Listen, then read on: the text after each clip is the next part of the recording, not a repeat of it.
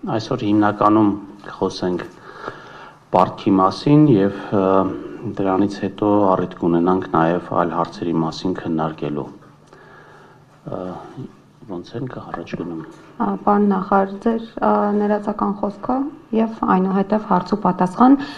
բայց քանի որ ժամանակի առումով սահմանափակ ենք, մեկ հարց, մեկ պատասխանով ենք առաջնորդվելու։ Շատ լավ, եթե մենք մի փոքր ժամանակի սահմանափակումն ենք, շնորհակալ եմ։ Շատ լավ, երևի հիմնական ցուցանիշները ես կներկայացնեմ, հետո հարց ու պատասխանի ձևաչափով ավելի ձեզ հետաքրքրող հարցերին պատասխանեմ։ Նախ թույլ տվեք ասել, որ պետական պարտքը մարտի 31-ի դրությամբ կազմում է 5 տրիլիոն 318 միլիարդ դրամ, ինչը նախորդ տարվա դեկտեմբերի 31-ի դրությամբ ավելացել է 4.4%-ով եւ Ամերիկայի Միացյալ Նահանգների դոլարով արտահայտված նույն ժամանակահատվածում աճել է 5.8%-ով։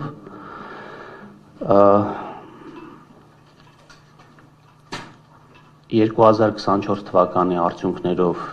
պետական պարտքը ՀՆԱ հարաբերակցությամբ նվազել է 0.1%-ային կետով։ Ամերիկայի Միացյալ Նահանգների դոլարով արտահայտված պարտքը կազմում է 13 միլիարդ 581 միլիոն դրամ։ Այս ամբողջ պարտքի ներգրավումը եւ ծավալները պլանավորված են Հայաստանի Հանրապետության բյուջեով եւ միջնաժամկետ պարտքի ռազմավարությամբ, որտեղ բացահայտվում է թե պարտքի ներգրավման ծավալը եւ թե դրանց աղբյուրները։ Այստեղ հատկանշական է նաեւ արձանագրել, որ վերջի տարիներին ըստ ներգրավման արժույթի եւ ըստ ռեզիդենտության ներքին պարտքի ծավալը մասնաբաժինը ընդհանուրի մեջ աճել է եւ մենք հիմա հասել ենք 50% մակարդակին, ինչը բավականին դրական ցուցանիշ է եւ նույնիսկ վերջի շրջանում մեր տիպի երկրների գործընկերների հետ շփվելուց, երբ որ խոսում ենք պարտքի մասին եւ մեր ներքին շուկայի մեծության մասին, ապա գործընկերները խնդրում էին, որպեսզի մենք մեր փորձով կիսվենք եւ ցույց տանք, թե ինչպես ենք մենք կարողացել ներքին պարտքը այդքանով ավելացնել, որովհետեւ մեր նման երկրներում այդ ծավալը կազմում է ներքին պարտքը կազմում է 20-30%, մեր մոտ էլ էր նույն մակարդակը, վերջի շրջանում իհարկե վերջի տարիներին մենք կարողացել ենք այս մասնաբաժինը մեծացնել, որը իհարկե մեզ որոշակիորեն մեղմացնում է արտարժութային ռիսկերից։ Եվ երևի կարճ անդրադառնամ Եվրոբոնդի թողարկմանը, որը տեղի է ունեցել մարտի սկզբին, այդ ժամանակ չէինք կարող մանրամասն խոսել, որովհետև որոշակի միջազգային գործընկերների հետ նաև պայմանավորվածությունների արդյունքում լռության ժամկետ գոյություն ուներ, եւ հիմա կարող եմ ասել, որ մենք հաջողությամբ թողարկել ենք Եվրոբոնդը 750 միլիոն դոլար ծավալով, տոկոսադրույքը 7.1%։ Եթե մի երկու բառ ասեմ, որտեվ այս մասով նաև մեկնաբանություններ են եղել լրատվամիջոցներում, սովորաբար եվրոբոնդերը գնանշվում են ամերիկյան գանձապետական պարտատոմսերի տոկոսադրույքների համեմատ, դրանք համարվում են ուղենշային պարտատոմսեր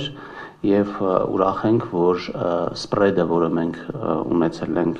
որը 3.1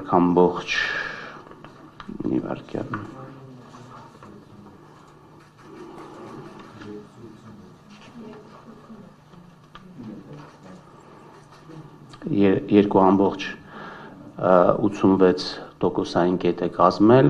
դա մեր վերջի թողարկման համեմատ, որը կազմել է գրեթե նույն մակարդակի է եղել, որը 21 թվականին ենք թողարկել, 2.84, այստեղ հատկանշական է, որ շուկայի որոշակի փոփոխությունների արդյունքում մեր նման երկրների սպրեդը զգալիորեն աճել է, այսինքն մեր նման երկրները բավականին ավելի բարձր տոկոսադրույքներով են թողարկում եւ երբ որ մենք նայում ենք շուկային, ապա մենք օրինակ Ուզբեկստանի, Ռումինիայի, Թուրքիայի, Հորդանանի, Վրաստանի այդ համեմատություններով բավականին ցածր սպրեդ ունենք, ունեցել ենք բավականին մեծ պահանջարկ, որը գրեթե 3 անգամ ավելի մեծ է եղել, քան այն ծավալը, որը մենք թողարկել ենք, որը նույնպես հատկանշական է։ Իհարկե նոմինալ առումով տոկոսադրույքը բավականին բարձր է, որովհետև շուկայում տոկոսադրույքները վերջի տարիներին էականորեն բարձրացել են, բայց սա նաև ցույց է տալիս Հայաստանի Հանրապետության միջազգային հեղինակությունը եւ հետաքրքրությունը միջազգային ներդրումային ընկերությունների կողմից։ Ներդրումների աշխարհագրությունը եղել է հիմնականում Մեծ Բրիտանիայից եւ Ամերիկայի Միացյալ Նահանգներից եւ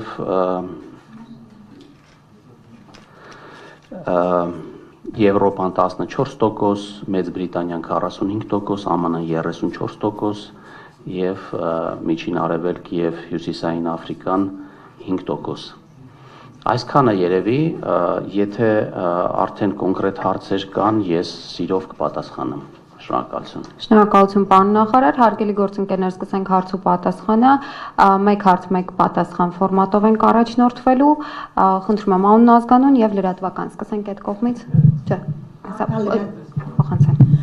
Արկա լրատվական Իննա Մանասյան, պլանավորվում է 2025 թվականին նոր Եվրոպա արտատոմսերի թողարկում եւ եթե այո, ինչ ծավալով եւ միջոցների ինչի վրային ուղղվելու։ Շնորհակալություն։ Տեսեք,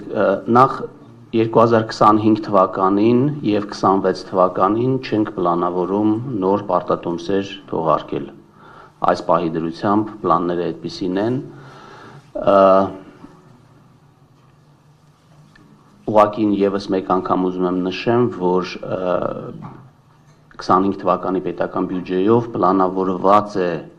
եւ նշված է, որ մենք պլանավորում ենք թողարկել պարտատոմս, ուստի մեր պլանները նախորոք միջնաժամկետ պարտքի ռազմավարությամբ եւ բյուջետային փաստաթղթով բացահայտվում են եւ քննարկվում են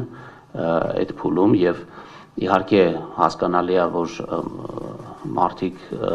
այդ փաստաթղթերը ուշադրությամբ չեն կարդում եւ երբ որ թողարկում է տեղի ունենում, դա ոնց որ բոլորիս համար անակնկալ է լինում կամ նորություն է լինում, բայց ես կուզենայի, որ մենք այդ քննարկումները ընդհանրապես պարտքի նրա ֆինանսավորման ռազմավարության կամ ընդհանրապես դեֆիցիտի, որովհետև պարտքը գոյանում է այն պատճառով, որ մենք պլանավորում ենք դեֆիցիտային բյուջե։ Այդ դեֆիցիտի մակարդակի դրա ծախսման ուղղությունների վերաբերյալ քննարկումները ունենայինք հենց բյուջեի պլանավորման փուլերում, որպեսզի հետագայում անակնկալներ չլինեին։ Շատ լավ, շնորհակալ եմ, հաջորդ հարցի համար։ Բարև ձեզ, Փայլակ Վարադյան, իրականում եմ լրատվական կայք։ Պարոն նախարար, ես երկու հարց ունեմ, բայց քանի որ ասվել է, որ մեկ հարց պարտքի վերաբերյալ չեմ հնչեցնի, ձեր հայտարարագիրը առաջացրել է ուսումնասիրություն առաջացրել է մի խումբ փաստաբանների մտահոգությունները, մասնավորապես վերջերս էլ Արա Զորաբյան ներգրավում արել, ըստ որի ձեր նկատմամբ հնարավոր է քրեական վարույթ հարուցվի, մասնավորապես անտոկոս 0%-ով վարկ ստանալու, քերո անունով շինություն գրանցելու եւ այլն։ Նախ այս մասով դուք ունեք մտահոգություններ, կա արդյոք կոռուպցիոն գործարքների մեջ եք թե ոչ եւ հրավիրվել եք որևիցե կերպ իրավապահ այս կամ այն կառույց։ Շնորհակալություն։ Նախ ասեմ, որ ես մտահոգություններ չունեմ, որովհետև փաստաբանները այն մտահոգությունները, որը իրենք հայտնել են եւ այն փաստերը, որոնք իրենք հայտարարել են, այդ փաստերը վերցրել են իմ հայտարարագրից, այսինքն դա այնա, ինչ որ ես հայտարարել եմ։ Կոռուպցիայի կանխարգելման հանձնաժողովը ուսումնասիրություն է իրականացնում կամ իրականացրել վերջացրել է, ստատուսի մասին տեղյակ չեմ։ Այդ ուսումնասիրության շրջանակներում ինձնից պահանջվել են որոշակի պարզաբանումներ, ես տրամադրել եմ ամեն ինչ, ինչ որ հնարավոր էր, այսինքն այդ թվում նաև իմ հաշիվների քաղվածքը, ես ինչ եկամուտներ եմ ունեցել, ինչ ուղղություններով եմ այդ ծախսումները արել, որտեղ ըստ էության երևում են, որ այն ինչ որ ես հայտարարագրել եմ, դրա ապացույցներ է, եւ եթե որևէ այստեղ խնդրահարույց հարց լինի, վստահ եմ, որ այդ խնդրահարույց մասերը բան կստանան։ Ես չեմ հրավիրվել որևէ այլ մարմնի կողմից եւ որովհետեւ ինչքան հասկանում եմ այդ դատական գործը ոչ թե իմ դեմ էր, այլ դատախազության, որը չի քրեական հետապնդում հարուցել, ենթադրում եմ նաեւ այն պատճառով, որ այդտեղ հարուցելու որևէ բան չկա, բայց երևի քանի որ այս հարցը հնչել է, երևի լավ կլինի, որտեղ այդ հարցը ինձ շատ են տալիս էլի անտոկոս վարկ ստանալու եւ այլնի հետ կապված կուզենայի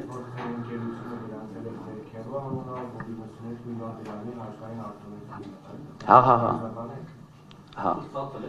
Հարգելի գործընկերներ, խնդրում եմ։ Հա, հիմա կասեմ։ Իրական պատմությունը իրականում հետեւյալն է, երբ որ 20 թվականին պատերազմից հետո մի խումբ ընկերներով որոշեցինք, որ մենք այսպիսի մի տեխնոլոգիական պարկ ենք ուզում հիմնադրել, որը կմեծացներ Հայաստանի այսպես զինվածությունը տարբեր բարձր տեխնոլոգիական մշակումներ անելու ուղղությամբ որոշեցինք այսպիսի բան հիմնադրել եւ իմ ընկերներից մեկը որպես իր մասնակցություն այդ գործընթացում պարտքով այդ գումարը այսինքն այդ գումարը ներդրեց այս գործի մեջ, որը ձևակերպեց որպես պարկ եւ որոշվեց, որ ես պետք է լինեմ, ես պետք է ղեկավարեմ այդ ընկերությունը եւ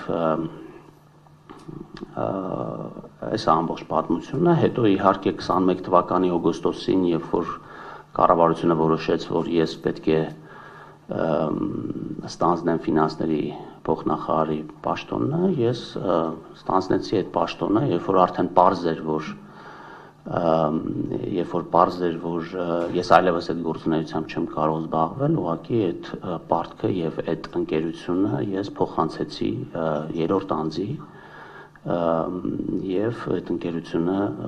որքանով տեղյակ եմ արդեն այդ ներդրման ամբողջ ծավալը իրականացվել է եւ արդեն գործունեություն է իրականացնում ինչ վերաբերվում է արտոնություն ստանալուն, ապա ճիշտ ասած ես տեղյակ էլ չեմ եղել այդ արտոնության պատմության հետ կապված, այսինքն այդ ընկերությունը սարքավորումներ ներմուծելուց ինչպես բազմաթիվ այլ ընկերություններ, որը սահմանված է նաև մեր կանոնակարգերով դիմել է ներմուծման արտոնություն ստանալու էկոնոմիկայի նախարարություն եւ ֆինանսների նախարարությունը այդ process-ում ուղղակի ստուգում է արդյոք թղթերը ճիշտ են ձևակերպված, ճիշտ են լրացված, համապատասխանում է ԱՏԳ կոդերը իրենց սահմանված ձևաչափին եւ ԵԱՏՄ ֆորմատին եւ ստացել է այդ արտոնությունը բազմաթիվ, եթե չեմ սխալվում, 50-ից ավել ընկերություններ ստացել են եւ այստեղ սենց ասենք կառավարությունը հայեցողական որոշում կայացնելու հնարավորություն էլ չունի, որովհետեւ հստակ սահմանված է, թե ինչ ապրանքներ մուծելու համար, ինչ չափով, ինչ արտոնություն կարող են ընկերությունները ստանալ եւ եթե չստանար այդ ընկերությունը այդ արտոնությունը, դա խախտում կլիներ այդ կարգերի։ Եվ դուք ինքներդ էլ որ նայեք, կտեսնեք, թե ինչքան ընկերություններ ինչ բաների համար ստանում են այդ արտոնությունները։ Ուղղակի ուզում ասեմ, որ դա որևէ կապ չունի մեկը մյուսի հետ, դա առանձին process է, որից ըստ էության, այսինքն այդ process-ի մեկնարկի վերաբերյալ ես որևէ տեղեկություն չեմ ունեցել այդ ժամանակ, որտեվ ինքս ներգրաված չեմ այդ ընկերության որևէ գործունեության մեջ։ Շնորհակալություն պարոն նախարար, հարգելի գործընկերներ, եւս մեկ անգամ հիշեցնում եմ, որ այսօրվա մեր ասուլիսը թեմատիկ է, խոսում ենք պետական պարտքի կառավարման քաղաքականության եւ նոր թողարկված Եվրոպարտատոմսերի մասին։ Անջան, խնդրում եմ։ Ֆակտոր TV Մանյա Պողոսյան, չնայած դուք դիտարկում եք անվոր նման հարց չհնչեցնել, այնուամենայնիվ հարցի շարունակությունը, պարոն Հովհաննիսյան, նման կոռուպցիոն սկանդալի կիզակետում հայտնվելու դեպքում ժողովրդավար երկրներում պաշտոնյաները հրաժարական են տալիս։ Դուք ինչպես եք շարունակում պաշտոնավարել եւ կառավարել պետության ֆինանսները։ Եվ բացի այդ Նիկոլ Փաշինյանն ասում էր, որ կառավարությունը փողի խնդրեմ չունի, բայց ունի փողն արդյունավետ կառավարելու խնդրեմ։ Այս մասով արդյոք հարցը լուծվել է, թե շարունակում ենք մնալ առաջին դասարանում եւ ինչ է անում այս ուղղության ընդհանրապես։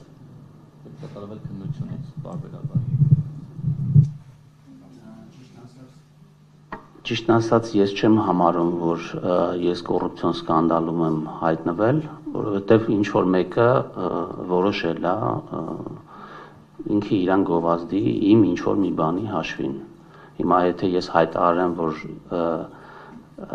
կամ ինչ որ մեկը ձեզ մեղադրի ինչ որ մի անհեթեթ բանի մեջ, դա ոչ չի նշանակում, որ դուք հայտնվել եք այդ սկանդալի մեջ։ Եթե դատարանը կուսումնասիրի կամ որ համապատասխան մարմինները կուսումնասիրեն եւ կհամարեն, որ այդտեղ խնդիր կա, ապա բնականաբար կպատասխանենք, կներկայացնենք բոլոր հիմնավորումները եւ համապատասխան գործողություններ կհետևեն դրան, եթե պարզվի, որ ես կոռուպցիայի մեջ եմ ներգրաված, բայց ուղղակի հասարակ տրամաբանությունը հուշում է, որ քանի որ ես այդ ամբողջ պատմությունը տեղի է ունեցել իմ պաշտոնավարումից առաջ, երբ որ ես ընդհանրապես չէի պլանավորում որևէ պետական պաշտոն զբաղեցնել, արդեն ձեզ պատասխանեցի, այսինքն պարզաբանեցի այդ հարցը, թե երբ ինչ պայմաններում է այդ ամեն ինչը տեղի ունեցել, հետեւաբար սա ուղղակի մի քիչ զարմանալի է իմ համար, ինչ վերաբերվում է ֆինանսավորմանը, տեսեք, մեր բյուջեն պլանավորվում է դեֆիցիտով։ Օրինակ 2025 թվականի համար մենք պլանավորել ենք 5.5% դեֆիցիտ։ Օրինակ ինչու դուք բյուջեի պլանավորման ժամանակ հարց չեք տվել, թե ինչի է բյուջեն 5.5% դեֆիցիտով։ Կամ գայք ասեիք, այ որ այդ 5.5% դեֆիցիտով պլանավորել եք բյուջեն, դրա դիմաց պլանավորել եք այսպիսի ծախսեր։ Այդ ծախսերը ինչի եք անում, որովհետև այդ 5.5% դեֆիցիտի մի զգալի մասը օրինակ ուղղվում է մեր պաշտպանական ենթակառուցվածքների զարգացմանը։ Եվ ես որքանով հիշում եմ, այդ ժամանակաշրջանում բոլորը ոգևորությամբ եւ հիացմունքով խոսում էին նրա մասին, թե Հայաստանը ինչքան է մեծացրել իր պաշտպանության ուղղող ծախսերը։ Եվ ես կարծում եմ, որ դա արդարացված է այն առումով, որ մեր քաղաքացիները, բացի նրանից, որ իրականում այդ կարողությունները զարգանում են, մեր քաղաքացիները դրա հետևանքով ավելի անվտանգ են իրենց զգում։ Եվ կառավարությունը եւ ազգային ժողովը որոշել են, որ այդ ծախսը եւ այդ պարտքը ներգրավելը արժի նման բանի համար, որովհետեւ դա բերելու է երկարաժամկետ խաղաղության Հայաստանին։ Շնորհակալություն պարոն նախարար, հաջորդ հարցի համար։ Շնորհակալություն Վահե Մակարյան, Մեդիահաբ։ Պարոն նախարար, ճիշտն ասած նոր մտքովս անցավ, ես զարմացա, թե Ինչու 2025 թվականի փետրվարի կեսերին Գևորգ Պապոյանը որոշեց խոսել Հայաստանի արտաքին պարտքի մասին, մի փոքր մանիպուլացնելով եւ մարդկանց հույս ներշնչելով, որ ոչ թե մի 13 միլիարդի չափ ունենք, այլ 5 ու քանի միլիարդի չափ ունենք, հետո իհարկե Պապոյանին շտկեցին շատերը։ Եվ ինչու դուք հիմա 25 թվականի մայիսի սկզբին, այսօր 2-ն չէ, մայիսի 2-ին որոշեցիք խոսել Հայաստանի պետական պարտքի եւ պարտատոմսերի մասին, ինչ կար այդտեղ մտահոգիչ կամ ինչ որ պարզաբամա ենթակա, որ որոշեցիք ասուլիս տալ, ինչին դեմ չենք իհարկե, շատ լավ է, բայց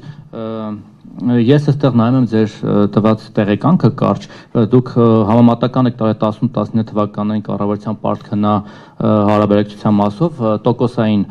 թվերն եք ընդհանրապես նշել, 50% միջև նվազել է, հետո ավելացել է 20 թվին 63.5, բայց դուք չեք նշել թվային արտահայտության որքան է եղել 18 թվականին 17-ի վերջին Հայաստանի պետական պարտքը ամբողջությամբ, այսինքն ձեր թիմը, որ եկել իշխանության, ինչքան պարտքով է ստանձնել եւ այս բանին ինչքան է։ Ես հիշեցնեմ մոտավոր թվերը, այն ժամանակ 6.8 էր, 774 էր դեկտեմբերի 31-ի դրությամբ 17 թվականի, երբ Կարեն Կարապետյանի կառավարությունից վերցրեցիք կառավարության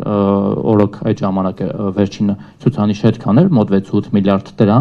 դոլար Հայաստանի պետական պարտքը։ Այսօր ձեր կառավարման 7 տարիներին Հայաստանի պետական պարտքը աճել է մոտ կրկնակի չափով, դառնալով մոտ 13 միլիարդ դոլար։ Հիմա ուզում եմ հասկանալ դուք սա ինչով եք բացատրում, պատերազմն ու COVID-ը մի կողմ թողնենք, այդ 2 տարի էր։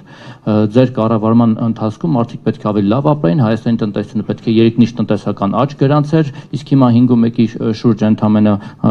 տեղավորվում եւ Հայաստանի տնտեսական ցուցանիշները գնալով նվազում են, պետական պարտքը ավելանում է։ Դուք սա ինչով եք բացատրում։ Մեկ էլ լրացուցիչ կխնդրեի ասեք, թե այդ 750 միլիոն դոլարի եվրոբոնդերը, որ թողարկել եք, դրանց շահառուները ովքեր են եւ արդյոք թուրքական ներգրավվածություն կա այստեղ թե ոչ։ Շնորհակալություն։ Դե ես թուրքական ներգրավվածության մասին ինձ թվում է այդ հարցին պատասխանեցի, երբ որ ձեզ ամենասկզբում ասեցի, որ հիմնական մասնակիցները Մեծ Բրիտանիայից են, Ամերիկայի Միացյալ Նահանգներից եւ Եվրոպայից, եւ այստեղ հիմնական մասը ինստիտուցիոնալ ներդրումային ընկերություններ են, կենսաթոշակային ֆոնդեր, հեջավորման ֆոնդեր եւ մի փոքր մասը նաեւ բանկեր են։ Ներողություն։ JP Morgan, Citibank եւ Crédit Agricole Bank։ Ինչ վերաբերվում է ձեր հարցի սկզբի մասին, տեսեք, այդ հարցին բարբերաբար պատասխանում եմ ես։ Եվ երևի ես պարզ չեմ բացատրում, հիմա կփորձեմ առավել պարզ բացատրեմ, որպեսզի այս հարցը չնայած գիտեմ, որ քանի որ այս հարցը ինքը տենց լավ վերնագրի թեմա է,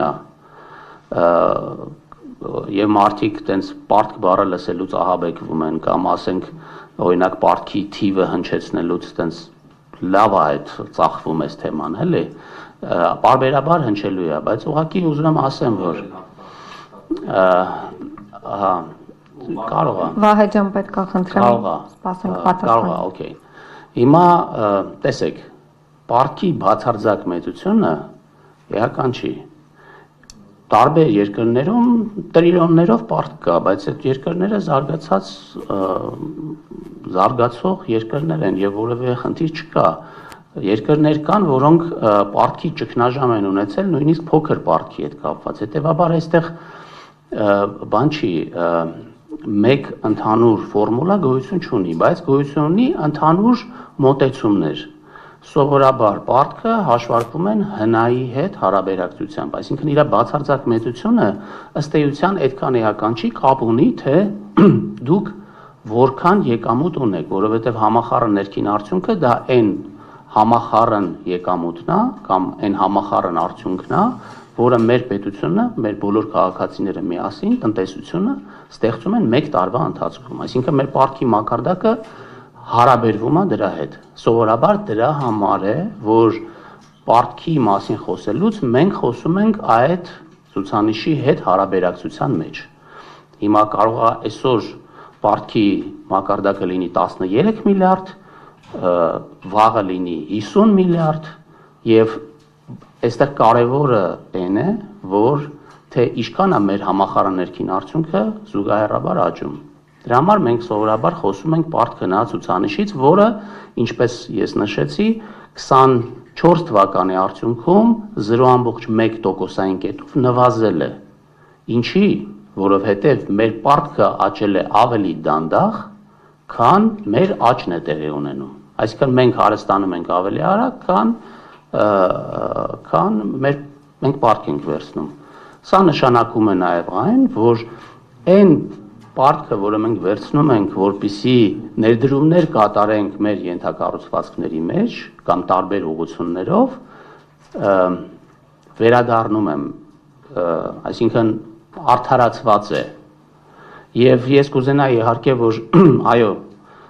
ծախսերի արդյունավետության բարձրացման խնդիր միշտ կա եւ այս ուղղությամբ մենք պետք է աշխատենք եւ սա մեր աշխատանքի կարևոր մասն է կազմում եւ դա պետք է անենք։ Եվ որևէ մեկը չի կարող ասել, որ մեր ծախսերը բացարձակ արդյունավետ են։ Դա մի process է, որ անընդհատ պետք է բարելավվի, այսօր կարծում ենք արդյունավետ են, վաղը նայում ենք, ասում ենք, չէ, այս մասը արդյունավետ չի, պետք է փոխել, պետք է մեխանիզմները փոխել, այս ծախսերը պետք է հանել, նոր ծախսեր պետք է հանել, որոնք ավելի մեծ տնտեսական արդյունավետություն կունենան։ Դրա համար Հայաստանում ներդրվում են որոշակի կառուցակարգեր, որպեսզի այդ որոշումը, թե ինչն է արդյունավետ, ինչը չի արդյունավետ, ճաշակով չլինի։ Այսինքն գոյություն ունի հանրային ներդրումների կոմիտե, այսինքն մեծ ներդրումային ծրագրերը մանրակրկիտ ուսումնասիրության են ենթարկվում, որը ներդրել ենք մի քանի տարի առաջ, բայց ինքը անընդհատ լավարկման process-ի մեջ է։ Ֆինանսների նախարարությունում ներդրել ենք ծրագրերի գնահատման գործառույթ, որպեսզի այս ծրագրերի տարբեր ծրագրեր, ռիսկային ծրագրեր կարողանան գնահատել եւ հասկանալ, թե ինչ արդյունավետությամբ են նրանք գործում եւ այն նպատակները, ինչի համար իրանք պետք է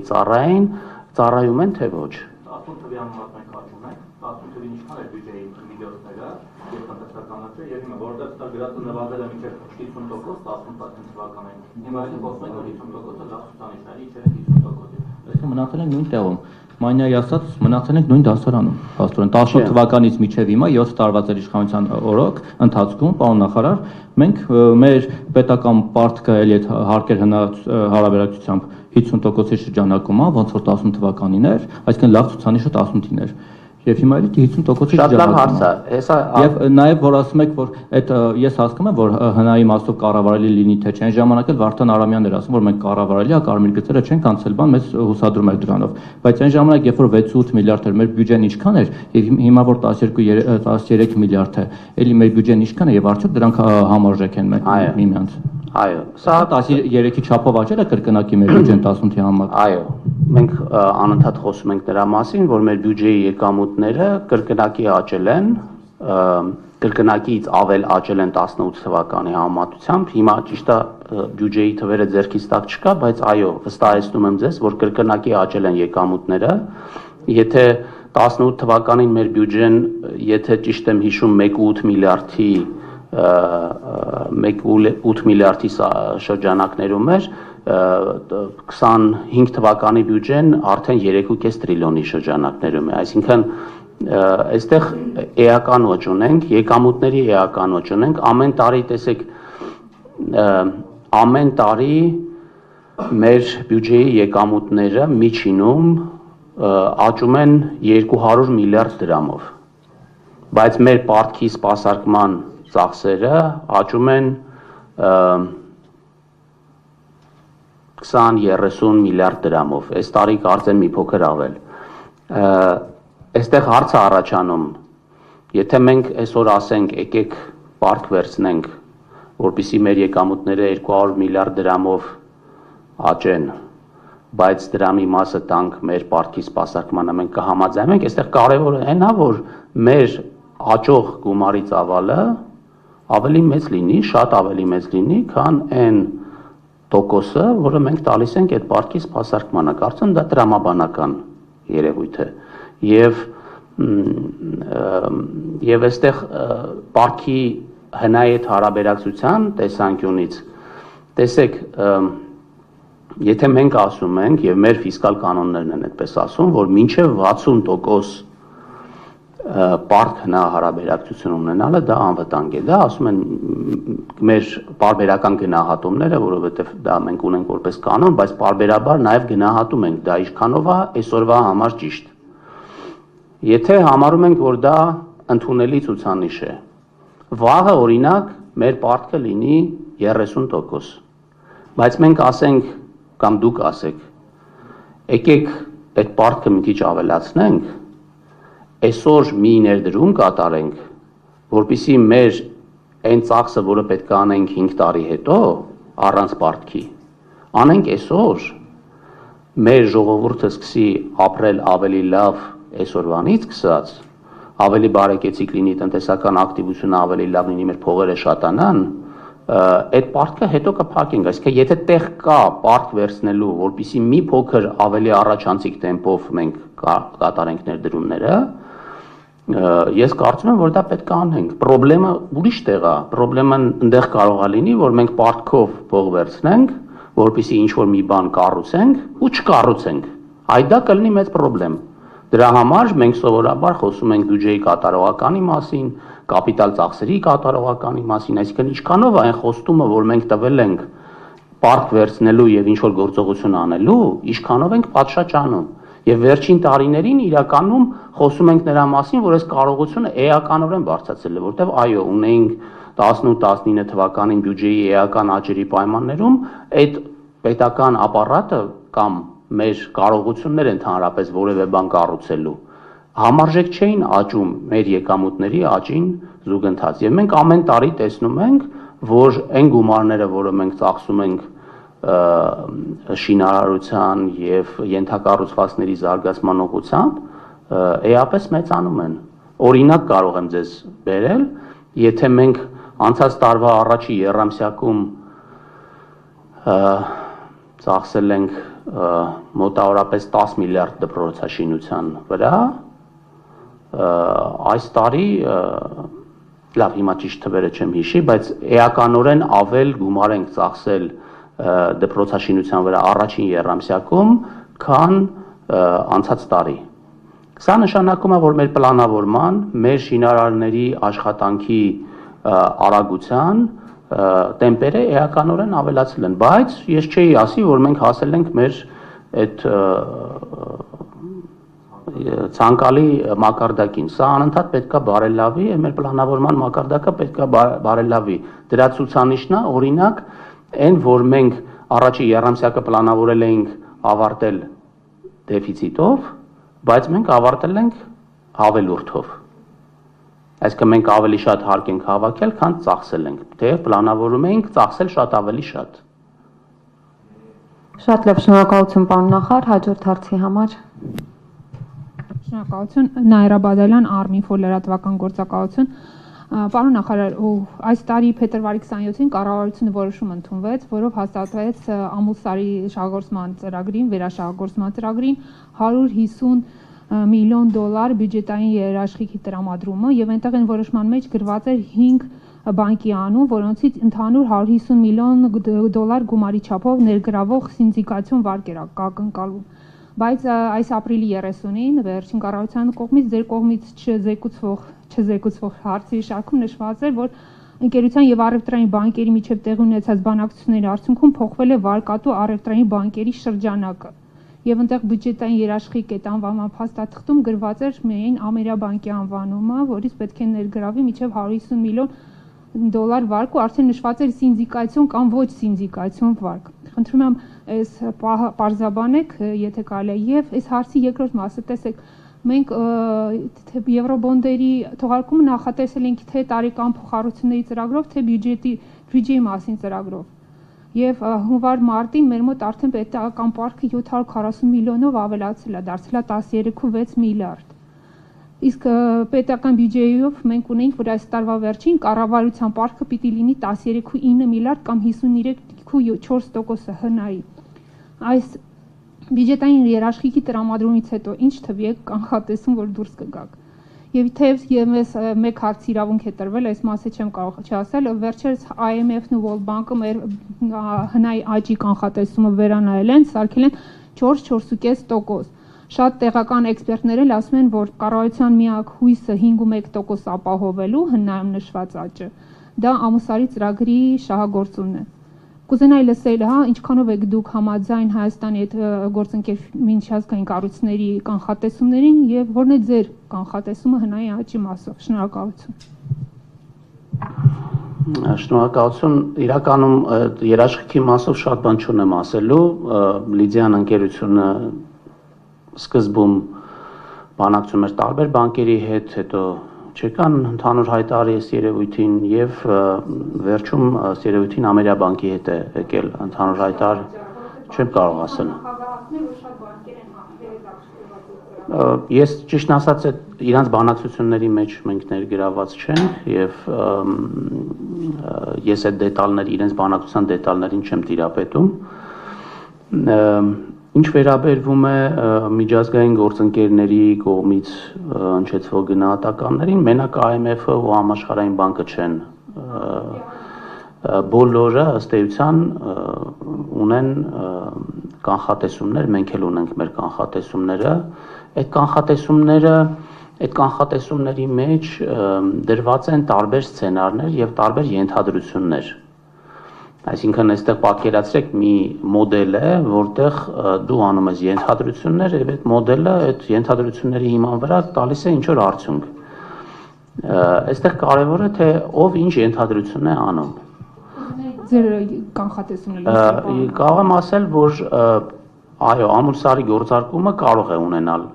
դրական ազդեցություն, եթե այս տարի արդեն աշխատանքը սկսվի, դա կարող է որոշակիորեն մեր գնահատմամբ 0.5%-ի շրջանակներում ազդեցություն ունենալ համախառն ներքին արդյունքի աճի վրա։ Բոլորը արդեն դրա մասին խոսում են եւ մենք էլ ենք դրա մասին խոսում, որ Հայաստանի Հանրապետության տնտեսական աճը վերադառնում է իր պոտենցիալ աճին, որը մեր կարծիքով կազմում է 5-ից 5.5%։ Այստեղ է մի փոքր բան կա, հաշվի առնելով նախորդ տարիների մեծ աճերը կարող է որոշակիորեն այդ պոտենցիալից աճը զգալիորեն բարձր լինել, բայց տոկոսային առումով ցածր լինել, որովհետև բազան արդեն իսկ բարձր է։ Բազային էֆեկտը հաշվի առնելով ձեր գնահատմամբ, եթե չլինի ամուսարի ծրագիր, ինչ թվի վրա են կանգնում տարվա վերջում։ Ես կարծում եմ, որ այն ինչ որ մենք դրել ենք բյուջեում որպես տնտեսական աճի ցուցանիշ, այդ ցուցանիշին մենք կարողանանք հասնենք, այստեղ քանի որ տարվա վերջում է պլանավորվում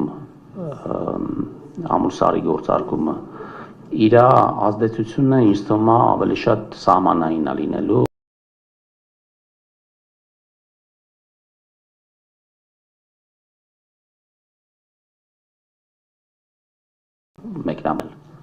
Եվ հարցիս այն մասը, որ ինչ թվի ենք դուրս գալու պարտքի մասով, թե կառավարության, թե պետական պարտքի մասով, եթե այս 150 միլիոնն էլ հաշվենք։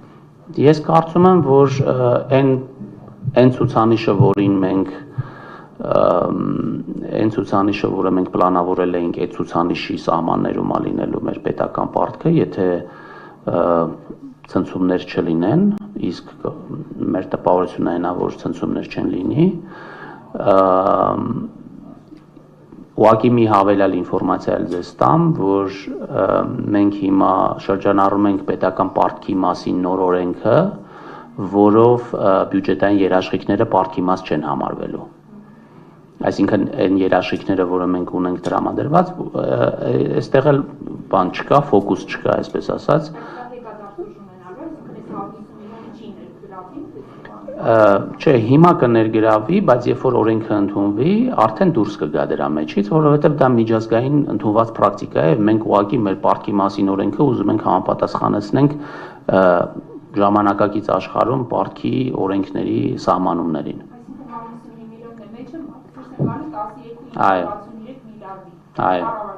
Այո։ Շնորհակալություն, պարոն նախարար, հաջորդ հարցի համար։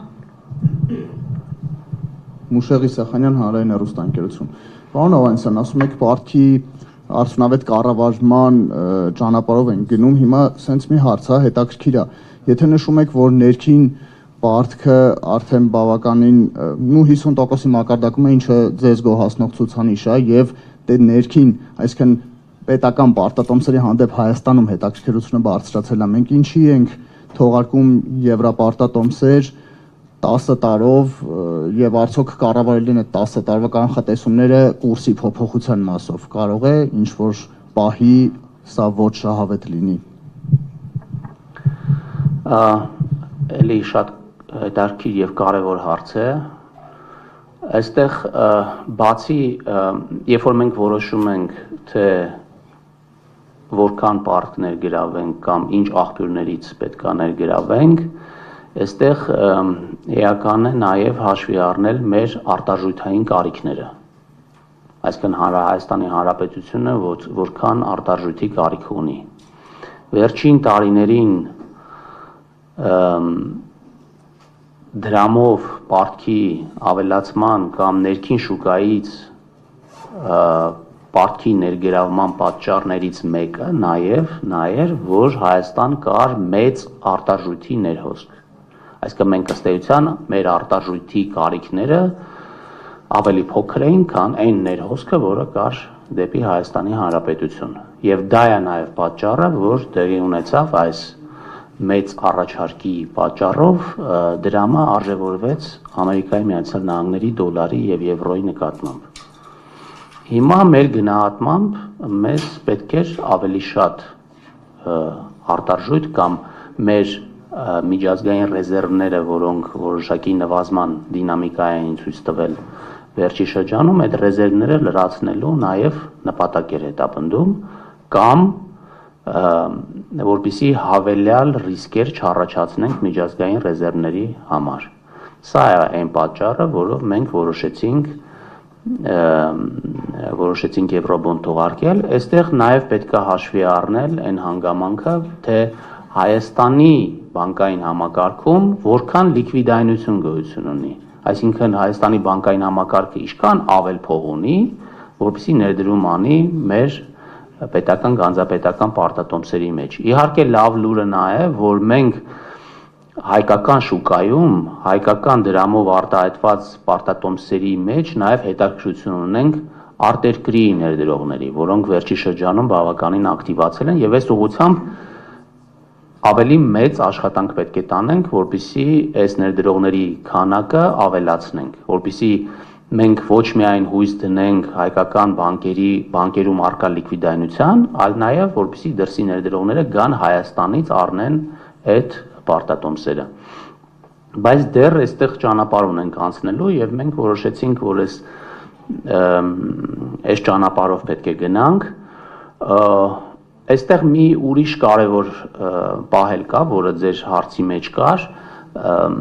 տոկոսադրույքը, հետագայում փոփոխությունը եւ այլն։ Ես ձեզ ուզում եմ ասել, որ 2023 թվականին Հայաստանի ֆինանսների նախարարությունը ետ է գնել այս մարված եվրոբոնդի մի մասը, որը եթե չեմ սխալվում 7.5% գնանշում ուներ եւ մենք այդ ժամանակ մի փոքր ավել գումար ունեինք եւ որոշեցինք այդ ավել գումարը ծախսել այդ թանկ պարտատոմսը հետ գնելու ուղղությամբ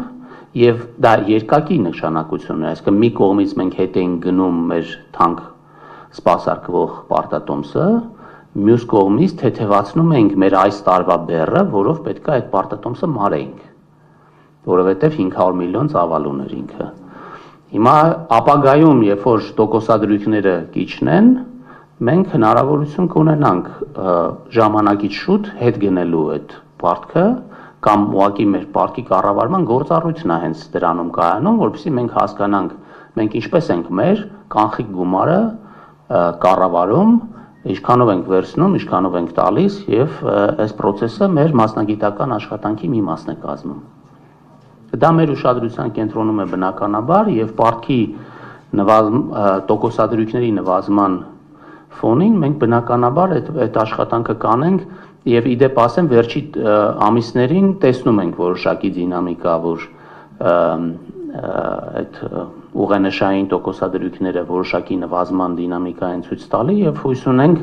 որ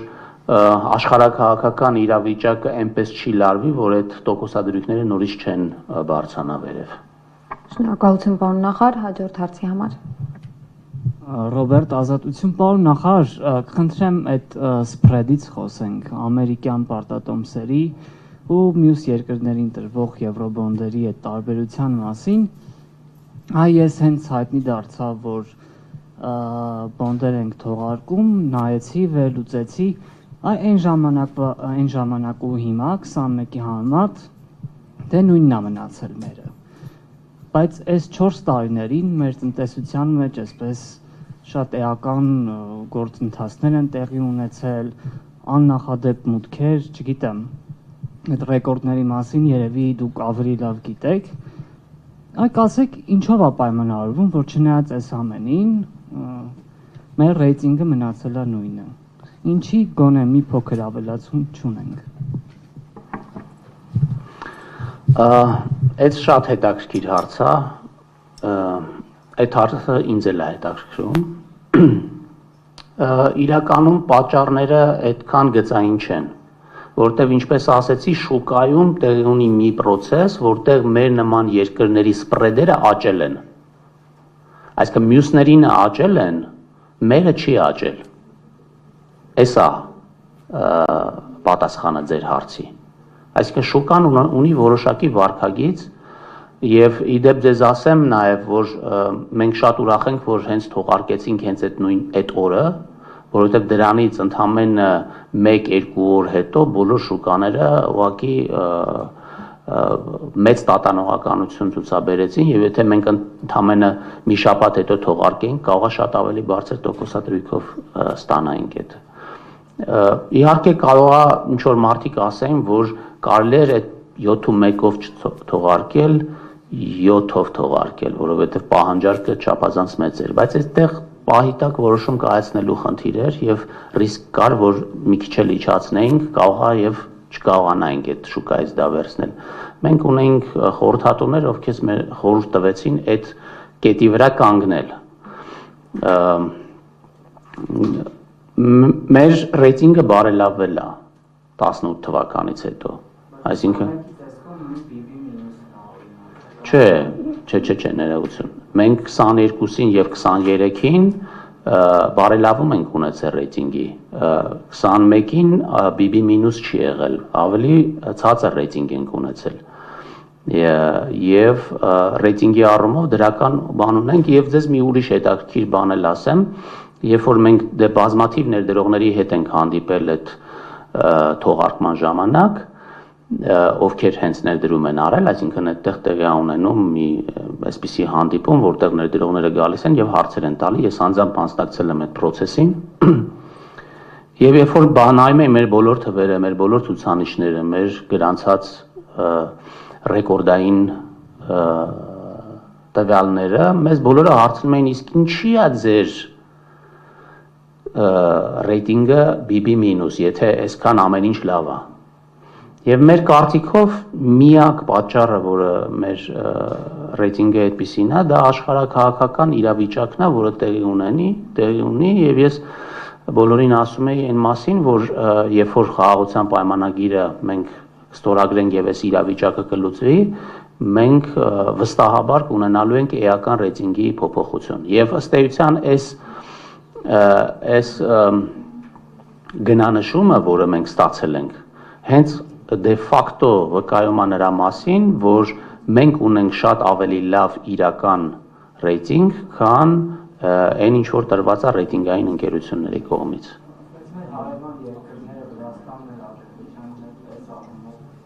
Ես արդեն ասեցի, որ մեր սպրեդը ավելի ցածր է, քան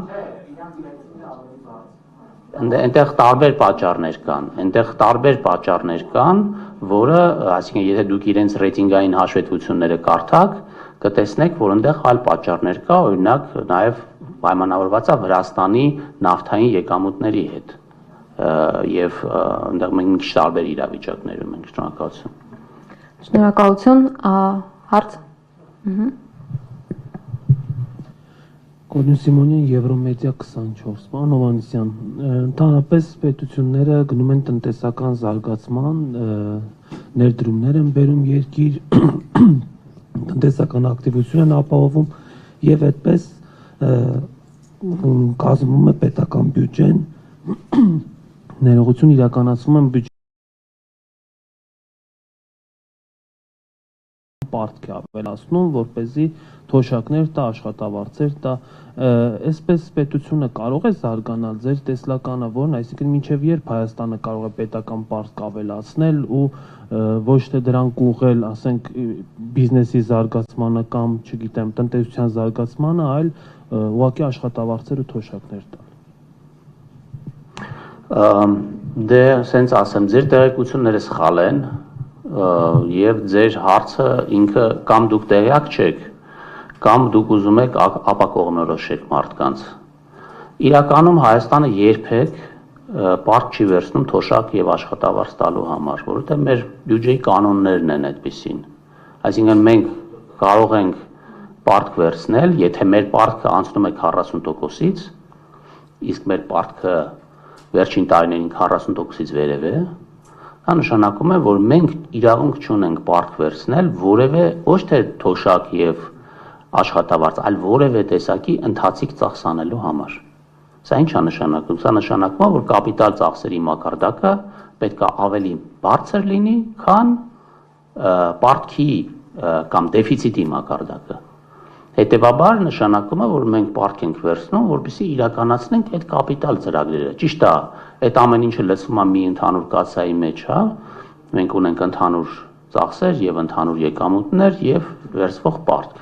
բայց կանոնը այնպիսին է, որ դեֆիցիտը չի կարող ավելին լինել, քան մեր կապիտալ ծախսերը, որը պլանավորված է բյուջեով։ Եվ հետևաբար ձեր ենթադրությունը, որ մենք վերցնում ենք պարտք, որպեսզի աշխատավարձ եւ թոշակ տանք, ճիշտ չի։ Այսինքն վերջին պետական պարտքը, որը վերցնել բյուջեով նախատեսված միջոցառումների։ Այո, պակասուրդին, բայց այդ պակասուրդը ավելի փոքր է, քան մեր կապիտալ ծախսերը։ Ոչ։ Շնորհակալություն, եւ վերջին հարցը։ Ալինա Սիմոնյան, Տրիբունայում, պարոն նախարար, դուք հայտնվեցիք սկանդալի մեջ, երբ ձեզ պատկանող այգետնակը վարձով տվել եք ձեր ընկերոջ, որտեղ միջոցառում կազմակերպվեց, հիմա ուզում եմ ձեզանից հարցնել, շարունակում եք արդյոք ձեր այգետնակը կամ նման ձեր հաստատությունները տալ վարձով, օբյեկտները տալ վարձով պետական հաստատություններին, կորպորատիվներին եւ եթե այո, ինչքան գումար եք աշխատել։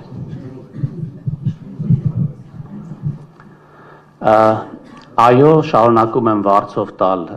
իմ այգետնակը այդ ընկերությանը, ով որտեղ տնտեսական գործունեություն է իրականացնում։ Ճիշտն ասած, ում են իրանք ծառայություն մատուցում, ինձ չեն հարցնում։ Ես չգիտեմ ումից են ստանում եկամուտ։ Իմ տեղեկություններով պետական մարմիններին ծառայություն չեն մատուցել։ Չգիտեմ, ուրիշ գույք չունեմ, որպեսի վարձով տամ, այդ մի տունն է, այդ էլ վարձով եմ տվել, որտեղ այդտեղ չեմ ապրում, որտեղ Երևանում եմ վարձով ապրում, այսքանը։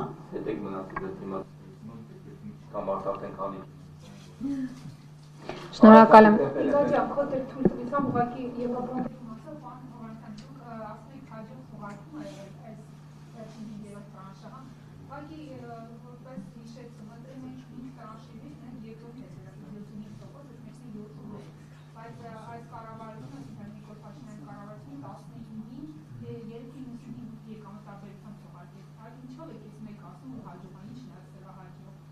Ես իմ խոսքի սկզբում նշեցի ինչի եմ հաջող համարում, որովհետև այստեղ այս մասնագիտական տեսանկյունից էականա ոչ թե բացարձակ ծավալը, տոկոսադրույքը, այլ տարբերությունը Ամերիկայի Միացյալ Նահանգների գանձապետական պարտատոմսերից, այսինքն այդ սպրեդն է էական։ Իհարկե բացարձակ առումով մեր համար ցանկալի է ինչքան հնարավոր է փոքր տոկոսադրույքով պարտք վերցնել, բայց ձեզ սենց ասեմ, աշխարհում որևէ մեկը չի կարող 3%-ով պարտք վերցնել, եթե Ամերիկայի Միացյալ Նահանգների պետական գանձապետական պարտատոմսերի տոկոսադրույքը 4.5% է։ Այսինքն եթե մենք պլանավորել ենք պարտք վերցնել, այդ պարտքը չի կարող դրանից դե էդ եմ ասում, հիմա այդ պահը, եթե մենք հետաձգենք այդ պահին չանենք, 7-1 էլ չենք ստանալու։ Այսինքն ստանալու ենք շատ ավելի բարձր, որտեվ շուկաները ուղղակի խարխլվեցին դրանից հետո եւ մինչեւ հիմա հələ ուշքի չեն եկել։ Ինչքան շուկաները տատանողական են լինում, այնքան տոկոսադրույքները ավելի բարձր են լինում։ Եվ կարծում եմ, որ հենց այն պահը, որի ժամանակ մենք թողարկեցինք, ես չէի ասի, որ մենք շատ խելոք էինք, որ տենց արեցինք, բայց իհարկե ունեինք սպասումներ, այսինքն որոշել էինք, որ այդ ժամանակ պետքա թողարկումը տեղի ունենա եւ գիտեինք, որ ինչքան սպասենք, այնքան անորոշությունը կարող է ավելանալ, իհարկե շանս կա, որ կարող է անորոշությունը ավելի փոքրանար, բայց ուղղակի այսպես կարելի ասել, որ հաջող թողարկում է այս առումով եւ ինչ վերաբերում է բացարձակ մակարդակին 7.1%-ին, արդեն դրա մասին արձագանքեցի, որ երբ որ տոկոսադրույքները նվազեն, այդ ժամանակ կարող ենք այս հարցին անդրադառնալ։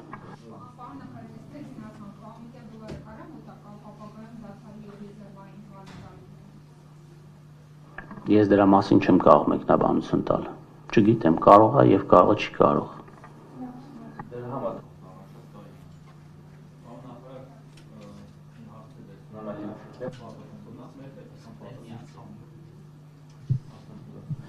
Պարոն նախարար, մեր պետական պարտատոմսերը ինչքանով եք թողարկում, 7.5-ը չէ կարծեմ,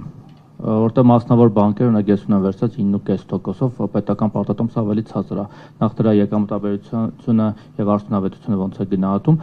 մեկ էլ հարկայինի մասով շատ քննարկվեց որ բյուջեն ուռճացված է գրել ձեր նախկին տեղակալը, որ հիմա գնաց պետնախագահ եւ հիմա ինքը ստիպված պետք է կատարի իր գրած թվերը հարկայինով, նաեւ դրանով են պայմանավորում այս հարկային տերորը, սա իմ ձևակերպումն է, որ իրականացվում է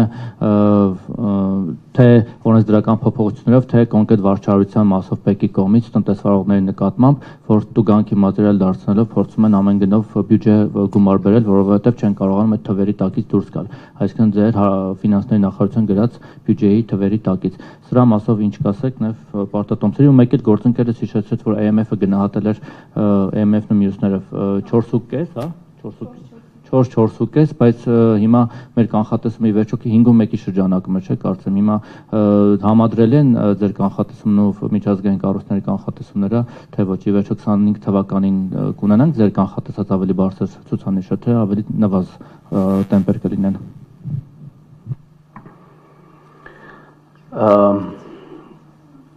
Նախ մեր պետական գանձապետը ենթադրում եմ, որ դուք դրամով արտահայտված մեր պարտատոմսերին էր հարցը վերաբերվում, վերջի տարիներին նվազել են տոկոսադրույքերը եւ որը ուղիղ գծային կապի մեջ է կենտրոնական բանկի տոկոսադրույքի նվազման որոշումների հետ, այսինքն երբ որ վերաֆինանսավորման տոկոսադրույքը նվազեցնում է կենտրոնական բանկը, դա որոշակի լագով ազդում է նաև մեր գանձապետական պարտատոմսերի տոկոսադրույքների հետ։ Տոկոսադրույքները տարբեր են, այսինքն մենք ունենք եկամտաբերության կոր, որտեղ տարբեր մարման ժամկետով ուրեմն պարտատոմսերը ունեն տարբեր տոկոսադրույքեր։ Վերջի թողարկումների մասին կարող եմ ասել, որ 10 տարանոց թղթերը ունեն 9.5%-ին մոտ եկամտաբերություն, 1 տարանոց թղթերը ունեն 7%-ից մի փոքր ավել եկամտաբերություն, սա է հիմնականը։ ՊԵԿ-ի հետ կապված չեմ կարող մեկնաբանել, պետեկամուտների կողմը ես չեմ կարծում, որ տեսեք, մեր գրած բյուջեն ուռճացված չի, ինքը ինչ-որ կանխատեսումների վրա հիմնված է եւ ես չեմ կարծում, որ ՊԵԿ-ը վարչարարությունն է իրականացնում այդ թվից ելնելով։ ինքը իհարկե ձգտելու է ապահովել այդ եկամուտները, բայց բեկը, այսինքն եթե մենք նույնիսկ շատ սխալ թիվ գրած լինենք, բեկը չի դնելու ամեն գնով այդ գումարը հավաքի։ Ես կարծում եմ, որ իր ռիսկերի գնահատման մեխանիզմները աշխատացնելով պետեկամուտների կոմիտեն փորձում է ստվերի դեմ պայքարել, եթե որոշ դեպքերում անհամարժեք ուրեմն գործողություններ են իրականացվում, դա էլ քննարկում ենք եւ մտածում ենք ինչպես դա կարելի է անել, այսինքն դա կոշտ չի, քիչ չի, այսինքն ճիշտ բալանս պետք է գտնենք այդ կոշտության եւ ստվերի դեմ պայքարի հարցերում։ Դե այս պահին գնում ենք ըստ պլանավորվածի, նույնիսկ առաջի երամսյակում ավել էր քան պլանավորված էր։ Ես երեք խոսել եմ պետնախագահի հետ այս հարցի հետ կապված, ինքը ասաց, որ իր կարծիքով առաջի կիսամյակում ինչ որ պլանավորված է կլինի այնպես ինչպես պլանավորել էինք, երկրորդ կիսամյակում կնայենք տնտեսական զարգացումներին եւ դրա հետ կապված կլինի, որտեղ այստեղ էլ հստակ հնարավոր չի ասել էլի, այսինքն կախված է նրանից, թե տնտեսության որ ճյուղերն են աճում։ Ի վերջո մեզնից չի կախված այդ հարկահավաքումը, կապված է տնտեսությունը ինչպես է զարգանում, տնտեսվարողները ինչքան շահույթ, եկամուտ, տնտեսական գործունեություն են իրականացնում, այստեղ ճիշտ բալանս է պետք ուղղակի պահել, որպեսզի համ պետական եկամուտները պլանավորվածին համապատասխան կամ նորմալ հավաքագրվեն, մյուս կողմից տնտեսությանը շոկի մեջ չենթարկենք եւ թողենք, որպեսզի մարդիկ նորմալ տնտեսական գործունեությամբ զբաղվեն։ Եթե դե որևէ խնդիրներ կան, մենք պարբերաբար քննարկում ենք մեր գործընկերների հետ մասնավոր ոլորտում եւ փորձում ենք հասկանալ, եթե չեմ սխալվում, ՊԿ վերջերս նաեւ ազգային ժողովում էր նման հանդիպում ունեցել, որպեսզի հասկանանք ինչքանով է մեր վարչարարությունը համապատասխանում։ Ինչ վերաբերվում է տնտեսական աճին, ապա արդեն խոսեցինք դրա մասին եւ կարծում եմ, որ դրան մոտ կլինի։ Իհարկե կանխատեսում է, գուշակություն չի, հույս ունենք, որ այդքան կլինի եւ դրանից մի բան էլ ավել։ Շատ լավ, շնորհակալություն, հարգելի գործընկերներ, ասուլիսն ավարտված է, շնորհակալ ենք ձեր ներկայության համար։